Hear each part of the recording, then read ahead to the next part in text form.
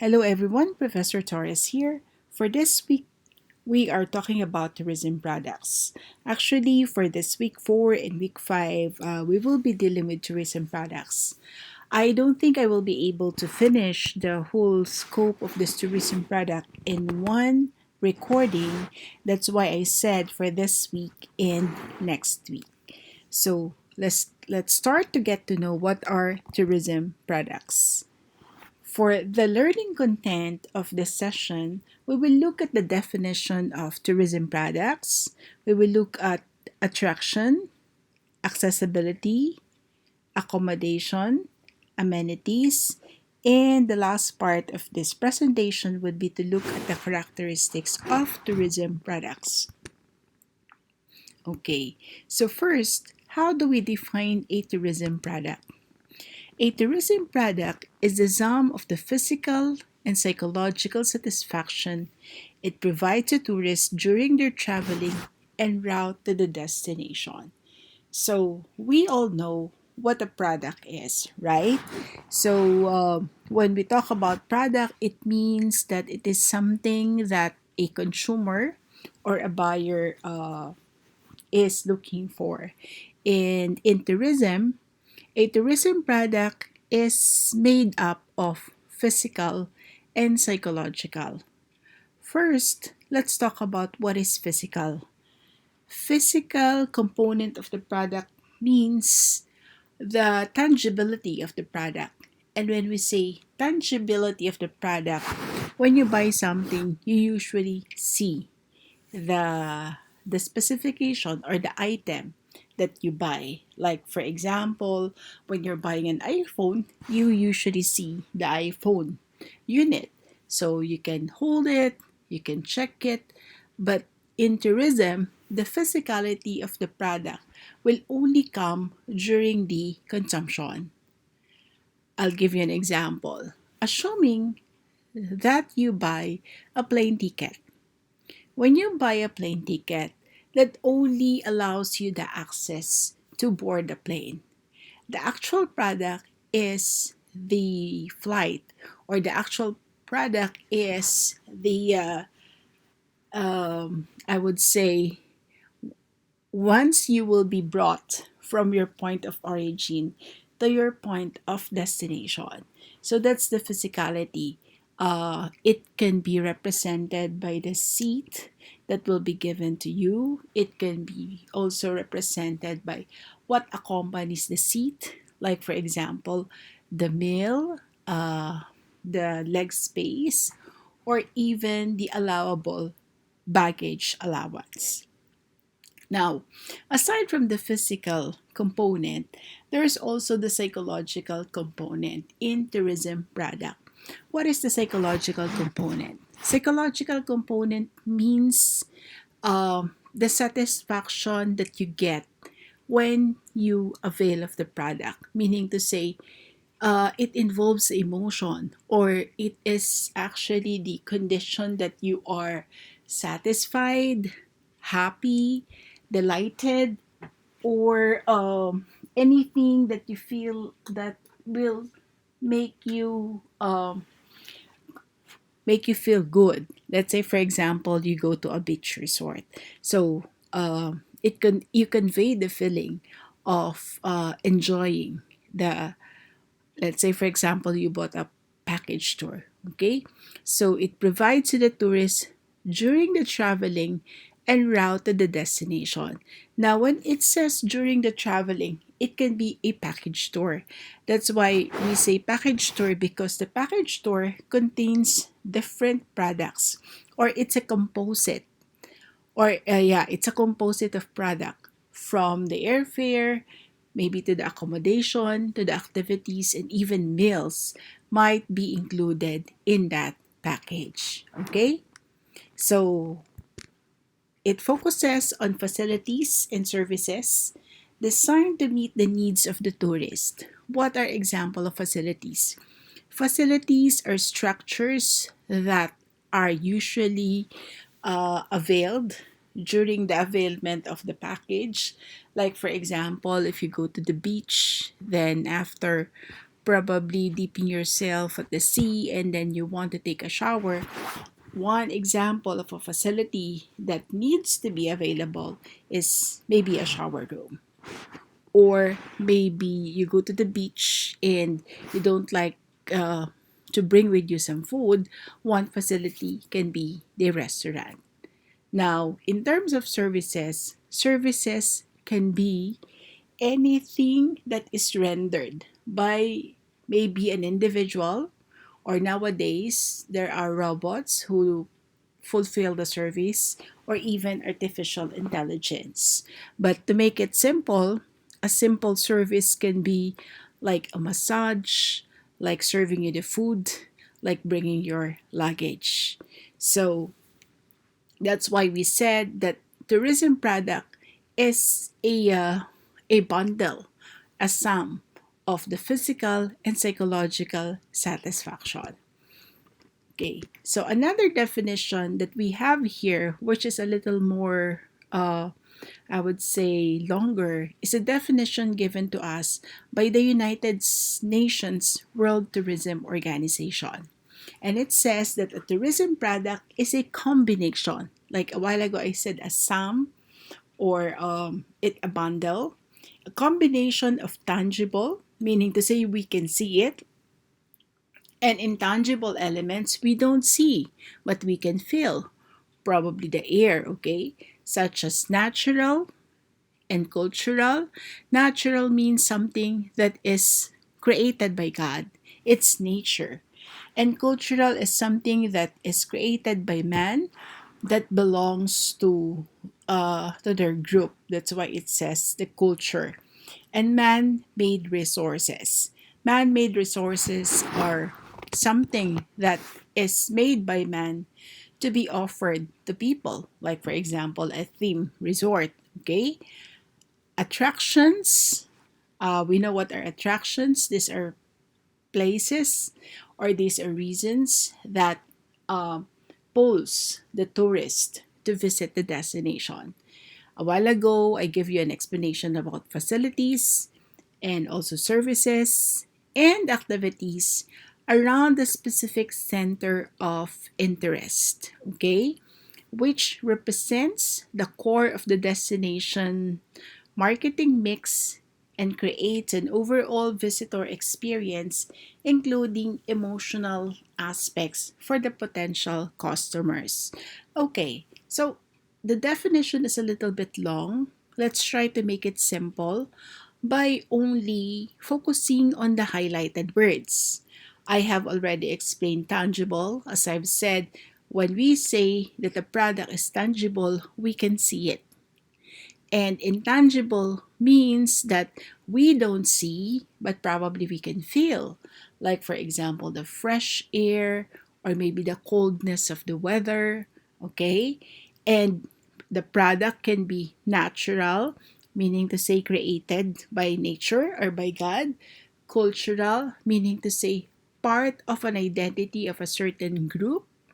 Man-made resources is something that is intentionally done by maybe a business or a community to attract people. So attraction is the reason why the tourist goes to the destination. Facilities are structures that are needed in order to offer a complete package to the tourist. The services is the one rendered by people working in the industry, and activities or things that can be done.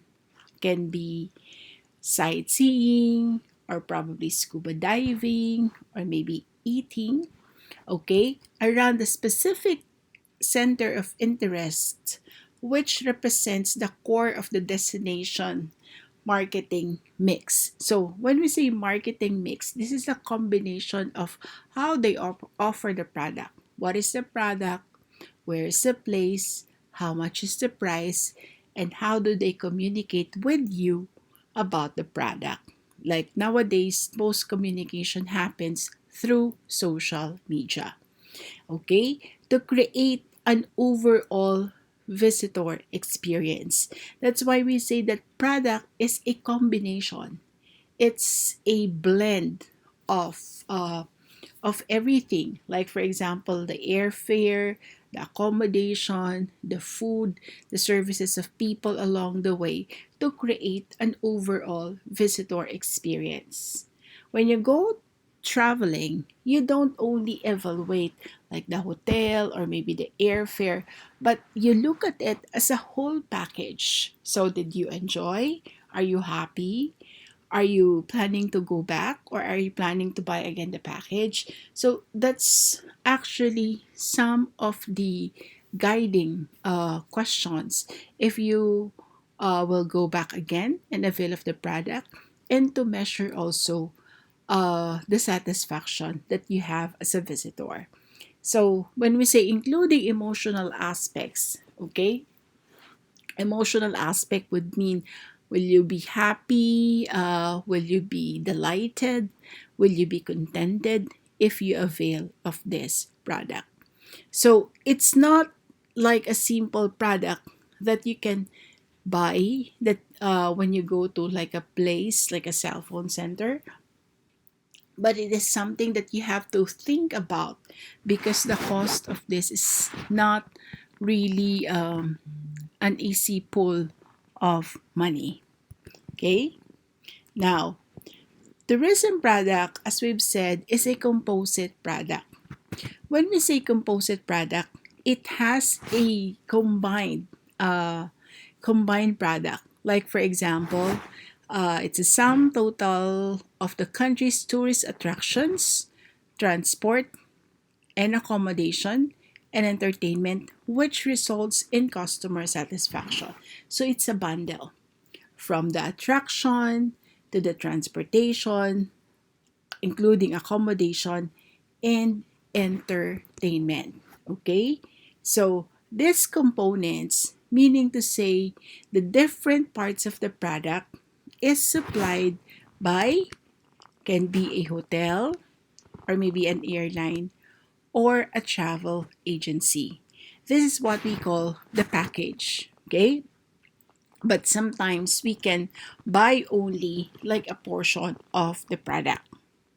Okay, so what you see, like for example, this nipa huts, or this I would say walkway in the water, or maybe this accommodation, these all represents tourist product. Okay, now how do we analyze a tourist product? A tourist product can be analyzed in terms of its attraction, accessibility, and accommodation. I call this the three A's of a tourism product: attraction, accessibility, and accommodation.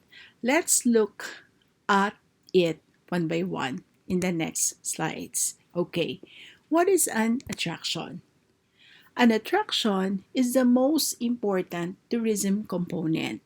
Like, we go to a certain destination. Why? Usually because we would like to see what is there. Like, for example, we're very excited to see Disneyland, or probably we're excited to see eWorld or Lotte World. Why? Because our reason for going there is what is there inside, to satisfy our curiosity of what can be seen in the destination. So those elements in the product which determine the choice made by the particular tourist to visit one particular destination rather than another. What attracts you? What brings you there? Usually that's the question that you satisfy whenever you decide to choose your destination. Okay. So, what are the different types of attractions? Attractions can be something cultural, like, you know what's that? It's a historical building and it's known as the Colosseum. So people go to Rome because they would like to see that.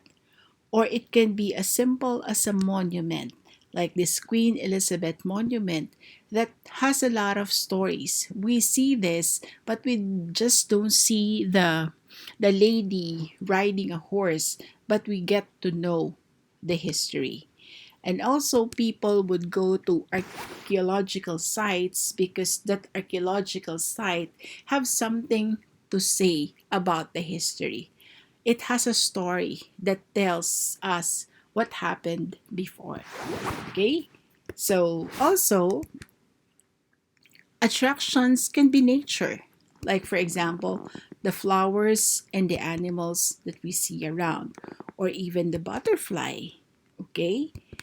And it can also be beach resorts. Beach resorts can be something natural, but it can also be something that is already made by men. Like, for example, the nature is the beach, but because it's too hot, people find a way to make uh, the guests or the tourists more comfortable by providing this hat and this beach chair. That's why I say it's both natural or nature made and man made.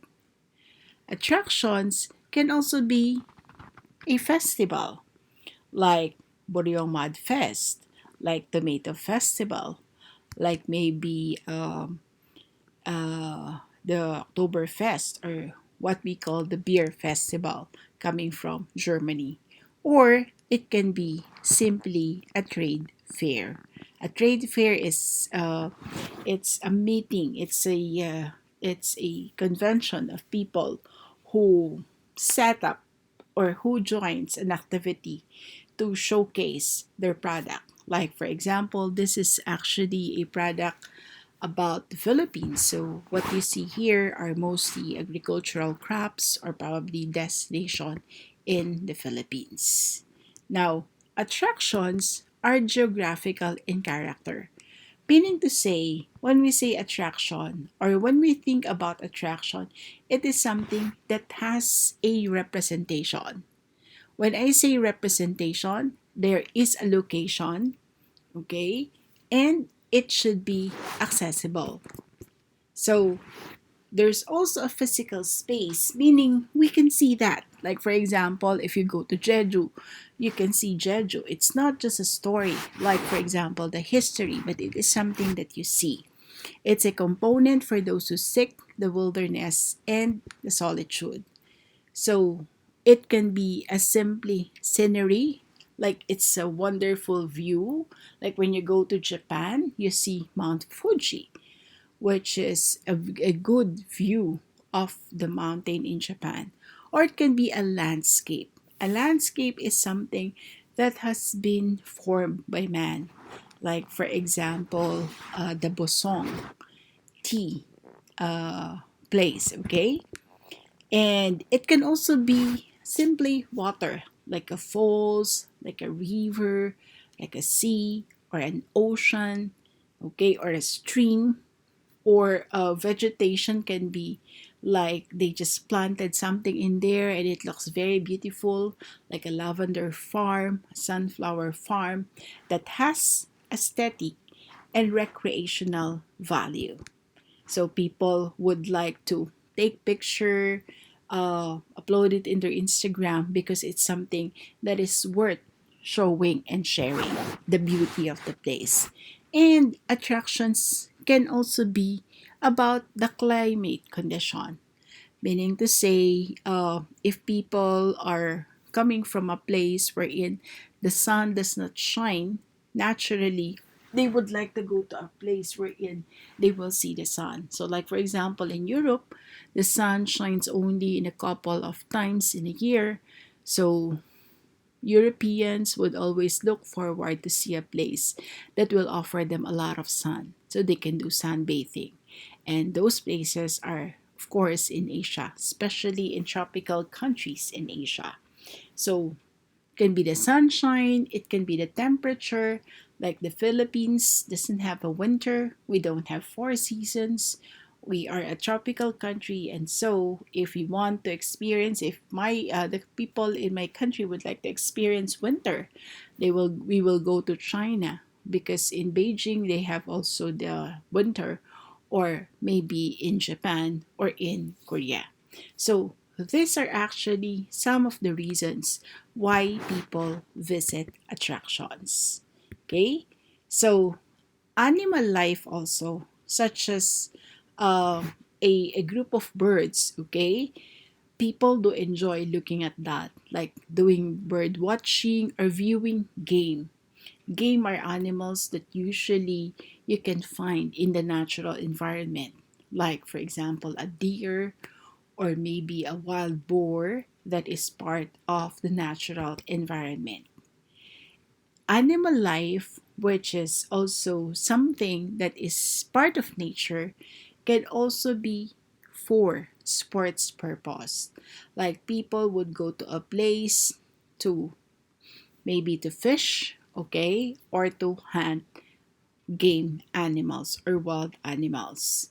Now, attractions also includes the natural landscape, historical monuments, and archaeological sites. Okay? So do remember that when we say attraction, it can be any form. It can be natural, it can be cultural, it can be man made. Anything that you see is what we call attraction, or anything that invites you to go to the destination. Even cultural features such as the way of life, how people live in that place. Like a lot of people goes to Okinawa. Okinawa is a place in Japan and people go there because they are curious how these Japanese live a longer life. Like for example, a lot of centenarians are living in there. So it can be the folklore, it can be the artistic expression, like some people are usually part doing a lot of ritual, like for example, dancing, or they have festivals, and these are part of the attractions. Okay? So, another thing why people would usually purchase or have a tourist product is because of its accessibility. So when we say accessibility, this is the issue on how a tourist can reach the area where attractions are located. So meaning to say, there should be a mode of transportation, which can be car, airplane, ship, or train. Or simply saying, it could be in the land, it can be in the air, it can be by rail, or it can be by water. So in that case, no matter how beautiful the destination is, if it's something which is inaccessible, then it doesn't have any value. Okay? So, attractions located near tourist generating market and are linked by a network of efficient means of transport receive the maximum number of tourists. Look at Incheon, look at Seoul, look at Busan. Why do a lot of tourists visit this place? It's because that Busan, Incheon, or even Seoul are very close to the airport, or there is a transportation hub in there, or like a terminal. It's the central of the place. And so we can say that distance plays an important role in tourist destination choice. So the more accessible the place, the better it will be for people to select that. Or maybe it is the deciding factor of people when they choose destination. Okay? So, easy accessibility is a key factor for growth and development of the tourist movement. If we want to market the place, if we want that people will go to that place, it's important that we develop a means of uh, a means of uh, accessibility going to that destination. And another A, and the most important is the accommodation. Accommodation plays a central role and very basic to tourist destination. Nowadays, people don't just check in hotels, but what is more uh, trending and more popular to a lot to the new modern tourists is the non-traditional and informal types of accommodation. When we say non traditional, this can be like a treetop accommodation, or a cave, or an old prison house, or a palace. And informal types of accommodation can be represented, like for example, by saying the Airbnb is or the houses that are extended for use of tourists is an example of informal type of accommodation. And accommodation may itself be an important tourist attraction, such as, like log cabins. And you can find this in Switzerland, in Holland, in Belgium, and it has gained a reputation for providing excellent accommodation as well as good food or cuisine. Okay, then the last A is amenities. So let's have a review first before we proceed to amenities. The first A is attraction, the second is accessibility, the third is accommodation, and the fourth one is amenities. When we say amenities, it would like to make mention that facilities are a necessary to aid the tourist center. So when we say facilities, it's something that we need, like a structure. Like, as I would say, even like this one, it's not a structure, but it's a beach umbrella that provides like comfort to tourists. Or an example of a facility that I mentioned a while ago is the shower room. So facilities are necessary to aid the tourist center. It can also be, as simple as like for example, a rest stop that offers you food and that offers you maybe comfort, like for example, the presence of many toilets. So amenities are two types. One is natural and the other one is man-made. So when we say amenity, this is something that gives us like an extra comfort. Say, for example, here, assuming that these trees are actually built a long time in this shore. So this is an example of amenity wherein it's not just a tree, but it serves the purpose of giving shade to people. And a man-made amenity can be like, for example, the beach umbrella that I showed you a while ago, or even a small structure that will give, I would say, shade to people. So another example of an amenity would be when you are given the possibility of fishing, or maybe if you can do other things aside from, reading a book in front of the beach, like some water sports, like maybe you can use the jet ski, or you can do kayaking. So those are what we call amenities. To continue, let's move to the characteristics of tourism products. So we have several characteristics here, namely intangible, psychological, perishable, composite, unstable demand, fixed supply, absence of ownership, heterogeneous, risky, and marketable.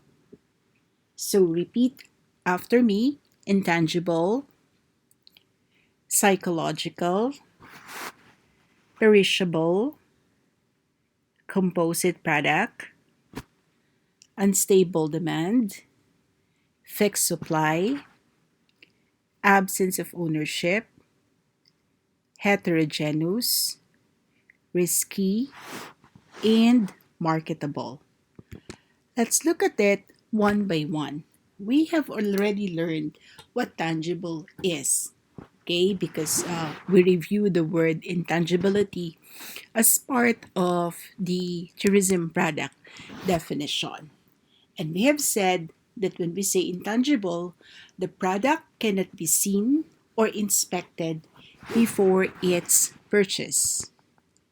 So, certain facilities, items of equipment are made available for a specified time and for a specified use. I have also tell you a while ago, I have told you that one example of that is the seat in an airplane. So when you book your ticket today and you're going to fly a week after, you will not be able to see what you purchased until you check in to fly. Okay? And also, when you make a restaurant reservation, like you reserve a table for two today and you're going to avail it on Friday, you will not be able to see what will be the quality of service, what kind of atmosphere you're going to, unless, of course, you've been there several times, because the product that you are availing of is something that is intangible at the moment, because you can only be tangible once you avail it during the day. Okay? We also did mention about the psychological component of a tourism product when we defined it in the first slide that you have seen. And when we say psychological, it is the satisfaction that the consumer derives from the use of the product. Remember that when we purchase a product under tourism, it is something that we don't just need, okay? Because need is something which is basic. If we have the money and if we will be availing any tourism product, it is something beyond the need. It is something that you want. And so, when it's something that you want to make sure that you will be happy, that you will be delighted, that you will be contented, that you will be satisfied when you avail of that product. Okay? So, the next characteristic is highly perishable. What is perishable? Perishable is something that expires, okay? It's something that has a life. So, like what we have said, something that has a life, something that needs to be consumed. So, therefore, product cannot be stored. The production can only take place if the customer is actually present. Once consumption begins, it cannot be stopped, interrupted, or modified. So on your screen, you see like what's that? It's a Ferris wheel, and probably this one is, I forgot how they call this one, but it's actually a ride inside a theme park. Okay, so once you purchase your ticket inside the theme park, that ticket may include all the rides. Okay, so sometimes it says ride all you can, and sometimes you have to pay it separately. But assuming that you purchase that ticket and you get into the theme park and you have seen that it's something that is so huge and you feel like you cannot you cannot actually stomach riding in here because that's something that will make you sick, okay? And so your feeling is, I lost my money because I don't want to ride in here. You cannot go back to the ticket booth and say, can you just refund my money because I don't think I will be able to ride in the attractions that you have.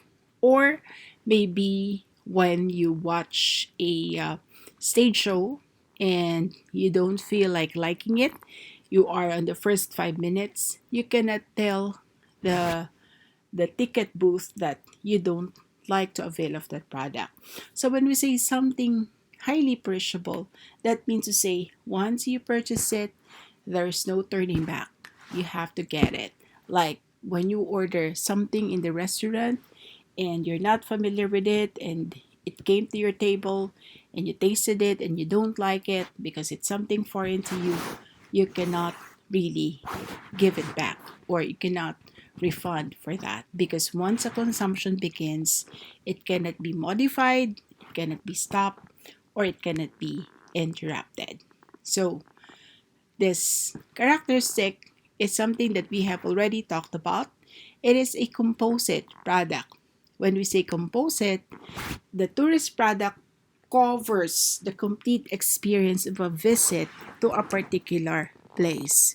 So let's take a look at this package tour in Singapore, Malaysia, and Indonesia.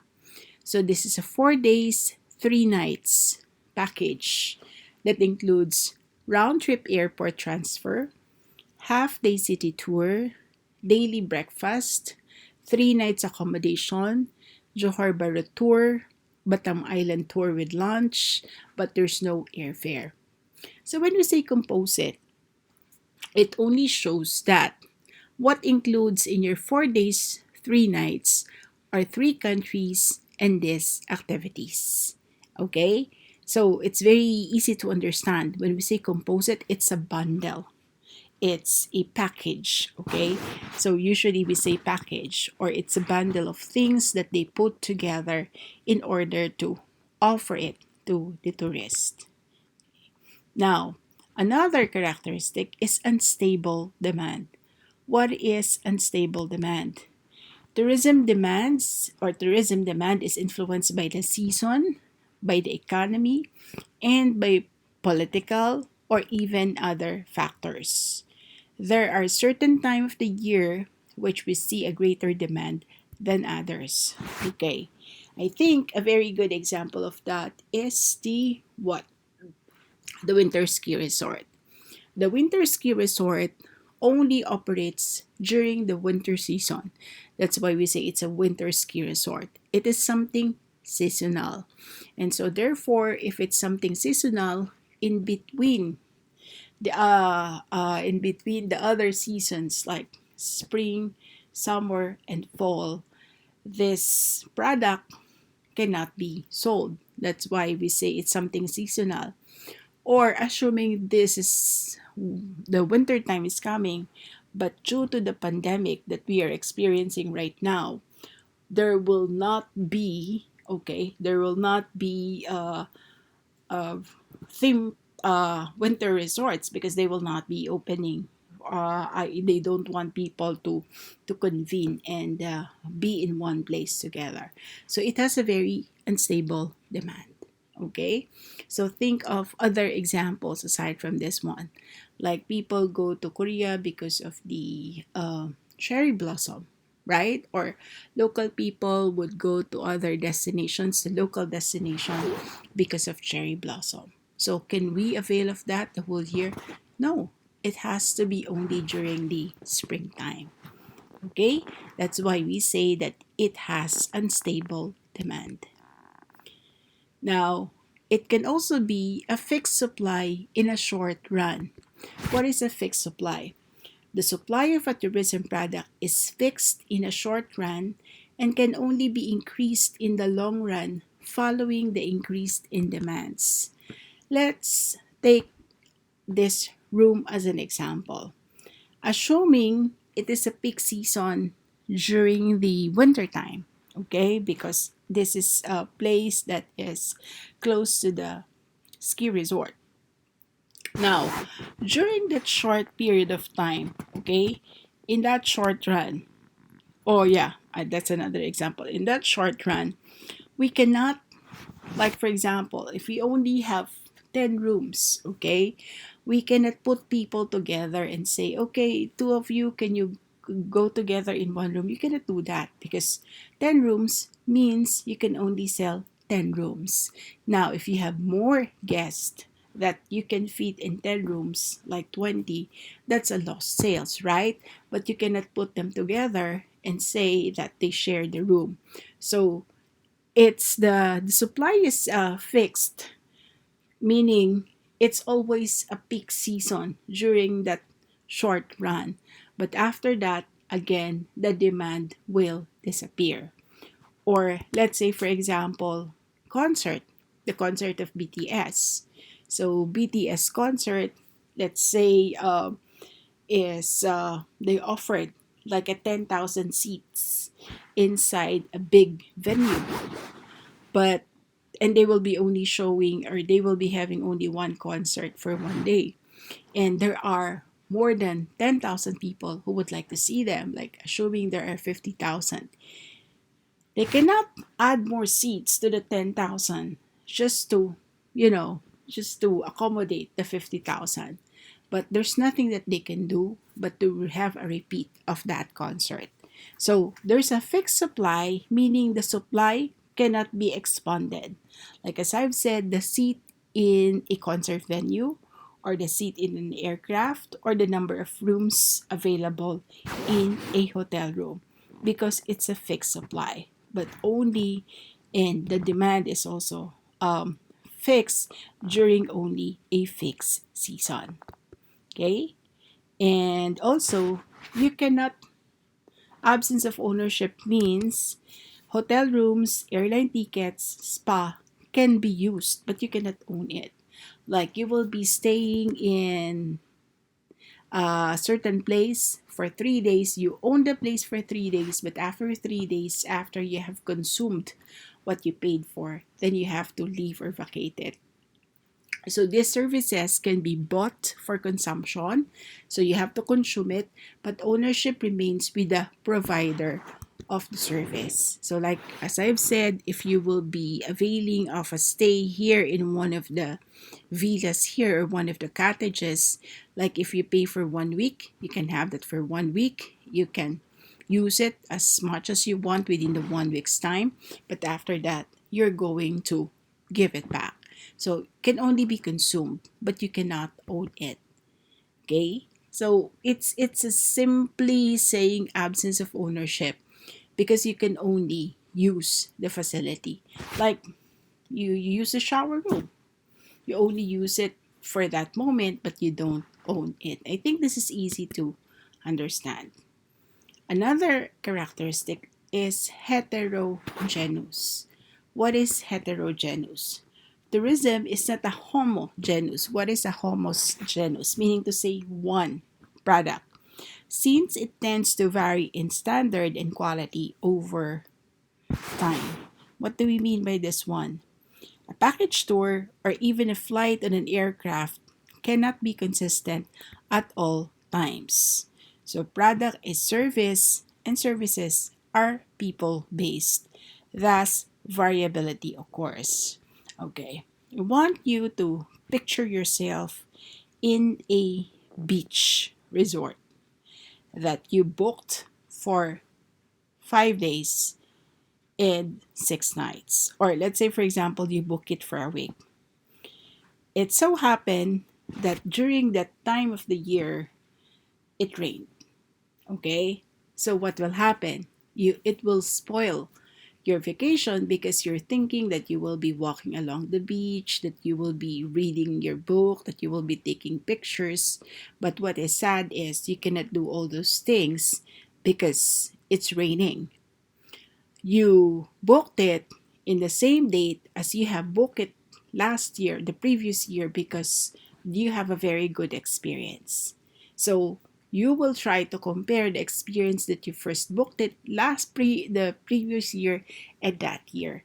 And so that's why it says that it is heterogeneous.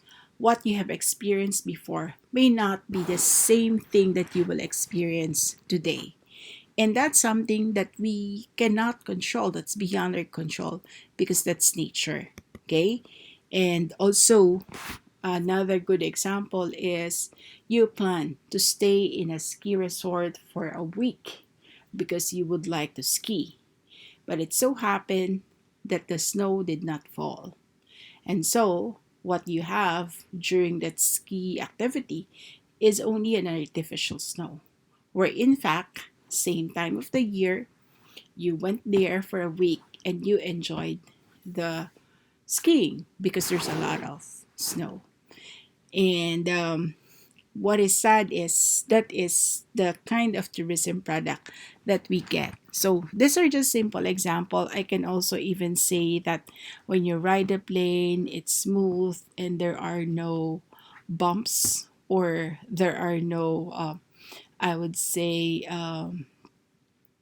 no turbulence. But but the second time you do it, there's a lot of turbulence. You cannot compare because it's something that is different. Like also when you eat out, when you dine in a restaurant and you went back there because you're happy with the food, you're happy with the service, and it so happened that they changed the chef and they changed the food server or the waiter. And then you get disappointed because it's not the same thing that you have availed before. Okay? And I think this is the last part. It's risky. The product is purchased before consumption, thus, there is a risk. An element of chance is always present in its consumption. So, beach holiday might be disappointing due to the rain, or it's risky because you can never tell. You can never tell what will happen. Like, for example, there was this group of European who actually booked ticket going to destinations. They even like booked an island for a wedding, and there was this and this travel agency. Uh, they filed bankruptcy, and so all those people who paid in full their flight tickets and their package tour, they lost their money because the travel agency filed bankrupt. And so it's risky because you can never tell what will happen when you consume the product. So there's always an element of chance present in its consumption. Like here, in this photo that we have, this is the dark dining. I don't know if you've heard this one, but dark dining means you're going to enjoy your meal by having your eyes covered. So you will just use your sense of taste. What is surprising here is they will just serve you the food and let you appreciate it without seeing. So you don't know what you will be eating. So there's an element of surprise. But if you have an allergy, then there's a possibility that it might be risky for you to try this one. Also, this. Okay, what's risky here? If, let's say, for example, this will not have air and it will not be in good, this is not in good condition, something happen, and then it can, it can create an accident. Okay, so those are what we call risk. Now, the last is, I think this is the last, so marketable. The product is marketable. Tourism products is marketed at two different levels, national and regional. So, individual firms providing tourist services market their own components of the total tourist product to persuade potential tourists to visit that region. And so, because the marketing is, it has a wide geographical coverage, so they have to do something that will reach the market. And this they do through digital marketing. Okay? So that's all about it. Um, it's a little bit maybe difficult to understand, but we will try to discuss this again in class so that if you have some questions, I can answer. And if you need further example, I'm going to expound it and make it clear as we discuss this characteristics specifically in the classroom. So I hope you learned something. And as I've said, if there's something not very clear, write it down, bring it in class, and we'll talk about it. So thank you for listening, and please look forward to the second part of the tourism product for more examples. Okay? So that's it. Thank you, and see you on the next lesson. Bye!